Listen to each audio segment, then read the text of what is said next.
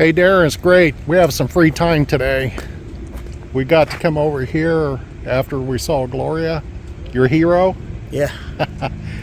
your mentor, and we have some free time. So we're over here at Palm. Where we at, Palm on Eastern? Palm on Eastern. Yeah. There's a couple of people here, you know. Is that right, Darren? Yeah.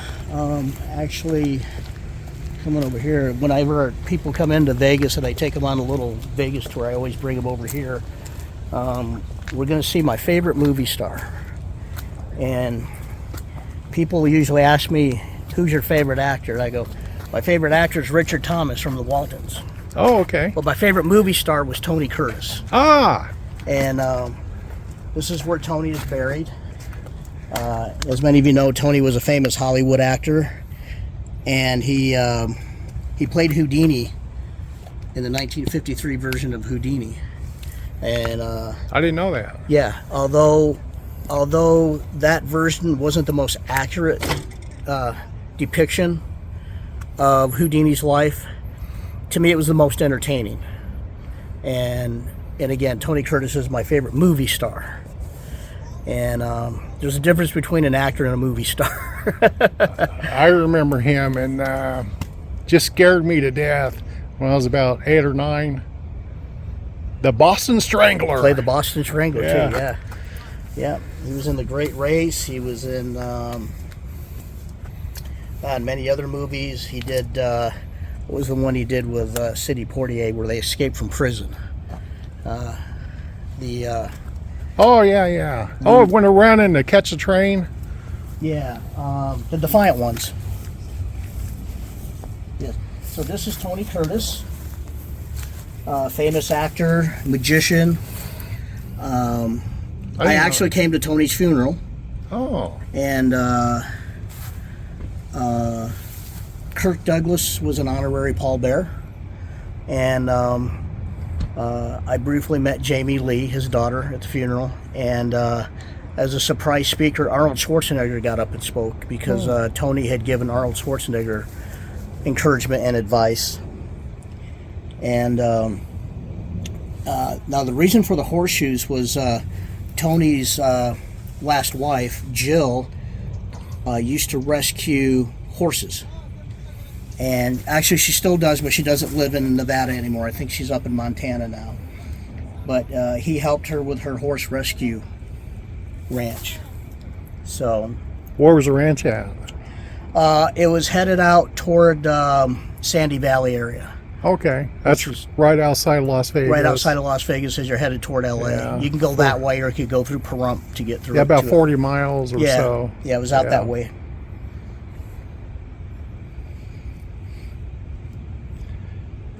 I believe their front office has one of his paintings, too. Yeah, he was an artist as well. Uh-huh. Yeah.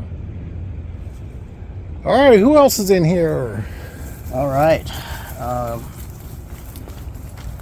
Just for the record, I knew Tony, but we weren't bosom buddies. We met on several occasions, and the first time I met him, I took my VHS box of Houdini, the movie, and because this was before DVDs got super popular, and he actually signed it to me, and he signed to Darren, a pleasure to finally meet you, Tony Curtis.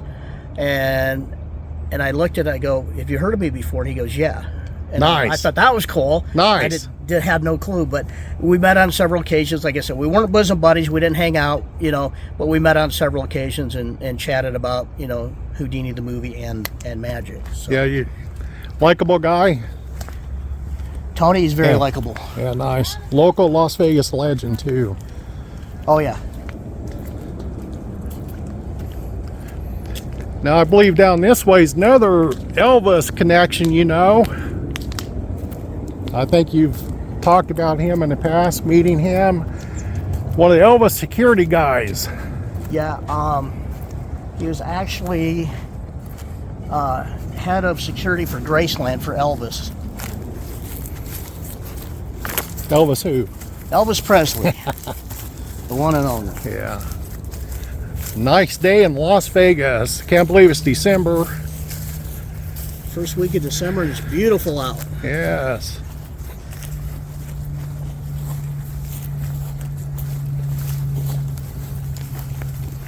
How long you lived here, Darren? I've lived in and out of Las Vegas since December of 1976. Okay. Came here as a kid. We lived all over the country, and we spent most of 1977 here, and then we lived, went to Colorado, then Augusta, Georgia, then we ended up in Columbia, South Carolina. We stayed there quite a while. I spent my high school years there. Just recently had a 40th high school reunion. Got to reconnect with some really great people. But, you know this fella? Yeah, this is Dick Grob. Dick had, he was part of the Toledo Police Department, which I didn't know about that. I have a Toledo connection with some friends. And, but Dick became head of security for Graceland. So he was a guy that protected Elvis. And when Elvis passed, Dick was, I think, one of two or one of three people that actually identified Elvis after he passed away, because they have to give a formal identification, and Dick was one of the people that did that. As you see on his grave, his wife Melissa. Yes. Melissa is just a sweetheart of a girl. You met her too? Oh, I knew Dick and Melissa. I haven't talked to Melissa in a while. As a matter of fact, I ought to probably give her a call and just see how she's doing. She's a really great person. Mm-hmm.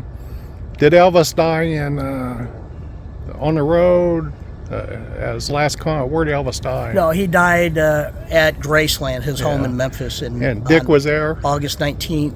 Or I'm sorry, August 16th, 1977. Okay. Dick was there? Dick was there, yeah.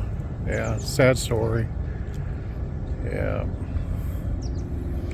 Do you know how Elvis met Dick? I do not know how they met. I will have to, that's one of the questions I'll have to ask Melissa. Yeah, if anybody knows, leave a comment. Looks like, pardon my shadow, looks like Dick was part of the Palm Springs Police Department. And we know Elvis honeymooned there. Right. So Elvis had a house there. Perhaps that's how they met. Yeah.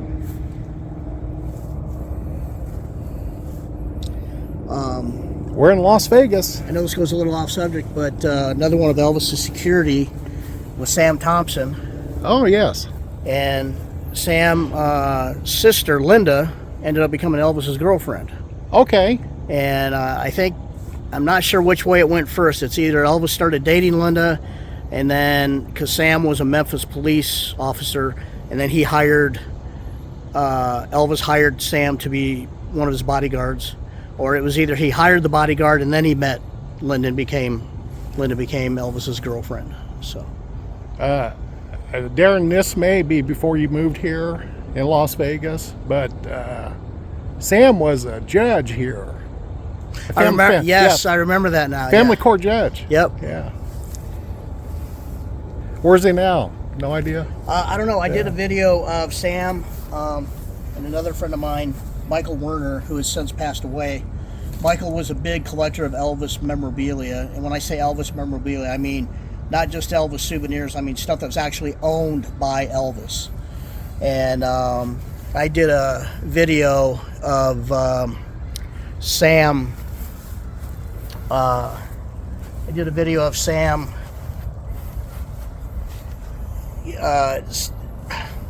Get this straight. I did a video of Sam, shot a video of Sam when Michael Werner had bought some stuff from Sam. Okay. It was a few items that Elvis had owned.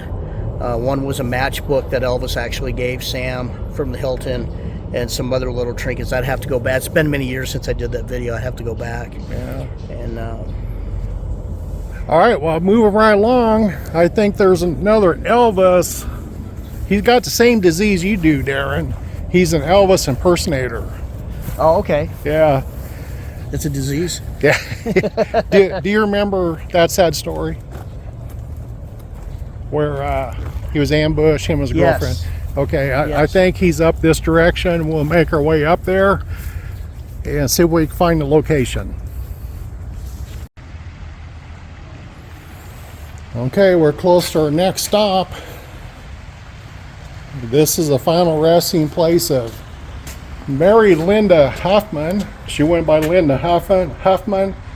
And what's her Elvis connection, Darren? Well, her Elvis connection is her boyfriend was a well-known Elvis tribute artist named Dana McKay. And Dana was one of the guys who helped kick off the show Legends in Concert with producer Jon Stewart. The unfortunate thing was Linda and Dana were murdered. They were both shot. Somebody had broke into their house. They had just came back from getting groceries, and they were both shot. And they never proved who did it or exactly why, but speculation was that there was something that went south and deal with palm trees, because Dana was in this deal with palm trees where he was getting a good deal on them, buying them and selling them to make profit, and not sure exactly what happened. But they know it wasn't robbery, because the only thing that was taken out of the house was a manila envelope that had, I think, information about this palm tree business. Is Dana buried here too? Dana is buried in California. Okay, so His home state. they were never married. They were never married, no. And Linda was beauty queen. I think she was Miss Nevada at one point. Oh, okay. Looks like this happened 1993. Yeah. Yeah, the interesting thing was I had just moved back. I wanted to spend some time with my parents in upstate New York. And me and my girlfriend at the time, my parents came out and they helped us load up. We all drove back to upstate New York. And as soon as I got home, there was a message on because I had forwarded my numbers to my mom's number because we stayed with them for a while. There was a reporter, I can't remember, I think it was from Enquirer or Star, one of those magazines, had left a message, and I called him back. And I thought somehow he found out about me performing and he wanted to do something about me. So he starts talking about Dana. And I never knew Dana personally, but I'd heard a lot about him. And this guy starts talking about, I go, what's Dana have to do with this? He goes, oh, you didn't hear? I go, no, I've been on the road for a week, haven't heard anything. And this was before we had internet or cell phones or anything. He goes, oh, Dana and his girlfriend were shot and killed. I'm like, what? I go, what happened? And he basically told me the story. And I turned to my girlfriend and I go, hey, Vicky, the Dana McKay got killed. My goodness. She's like, what? Yeah. So it's a very sad story. I wish they would solve the mystery. I wish they could get that solved somehow. Well, would you like to go on record and state who? Not really. There's lots of speculation that it was an ex-business partner or something like that.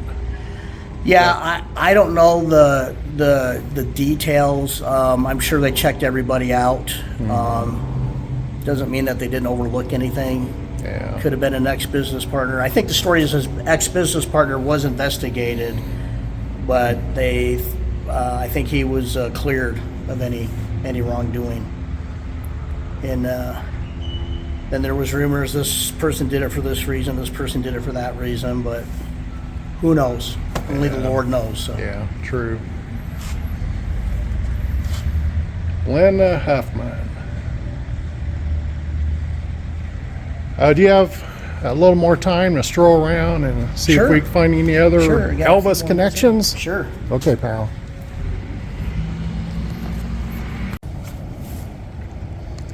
As we're wandering around looking for Elvis connections, Darren, recognize the name. Who's up next? This is Freddie Bell.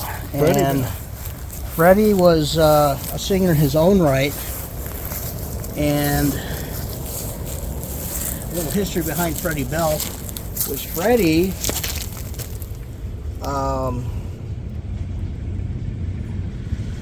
became the first, I shouldn't say the first person, but the first person to do the style of the song Hound Dog the way Elvis did it.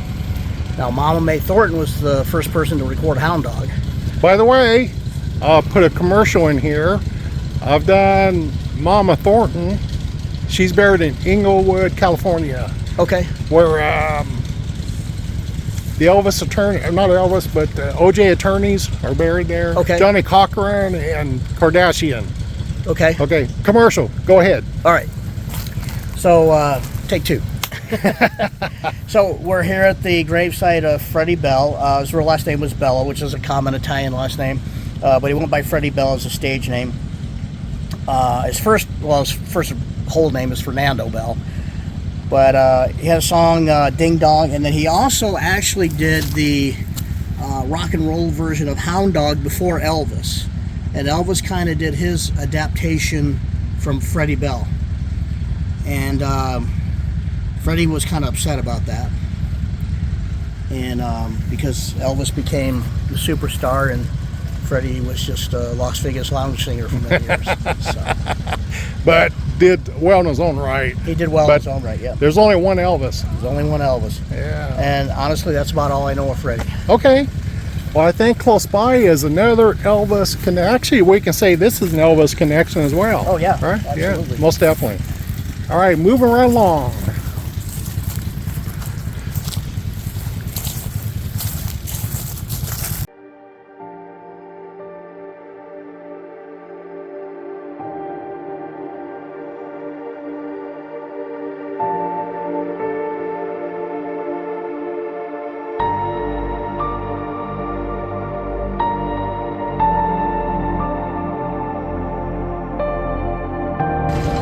Okay, another Elvis connection.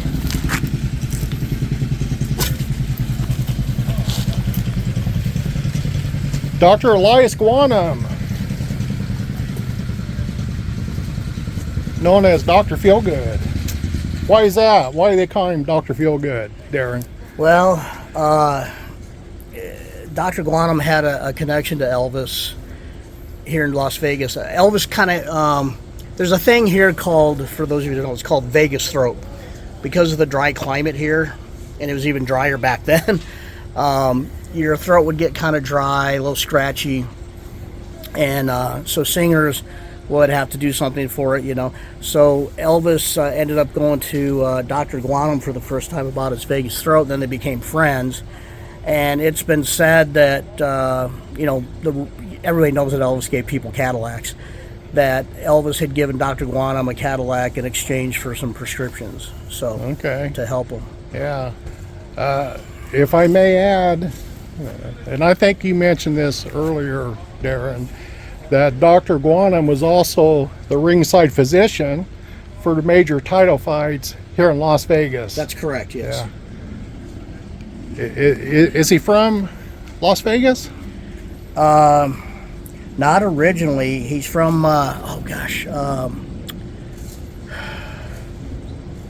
What? do you know Dave? Was it Lebanon? Lebanon? Yeah, Lebanese. He's Lebanese. I think it was Lebanese, yes. Yeah. He's from Lebanon originally, and I think he first came to California before Vegas. He was in California. Oh, he moved. Yeah, I think I read that. Yeah. In fact, I think I read that in Bodyguard's book. Yeah. What Happened? Did you read that book by Sonny West? Sonny West and Red West. Yeah, wrote. Yeah, Elvis, What Happened. Yeah. Did you read that? Yes. Yeah. Many, many years ago. That Yeah. book came out in like 1972, 73, somewhere around there. It was after Elvis's death.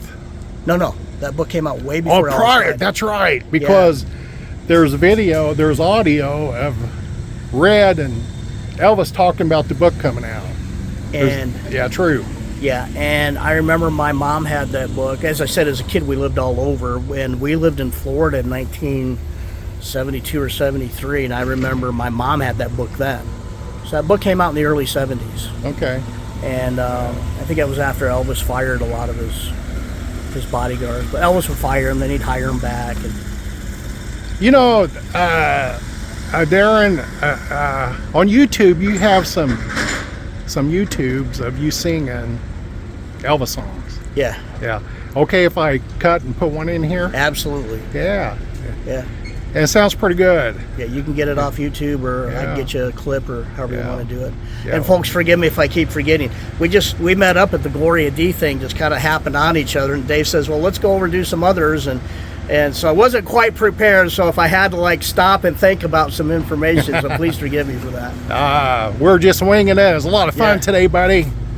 Hey, thanks for spending the day with me, pal. You bet. I'm getting a little Vegas throat here. I think I need to go get me a soda pop or an iced tea or something. There you So, go. Do you need a prescription? No. Do you have a I'm good. Cadillac? I used to have a Cadillac. I used to have a 1966 Pink DeVille. Well, I tell you what, you throw a Cadillac my way, I'll get you some prescriptions. Okay.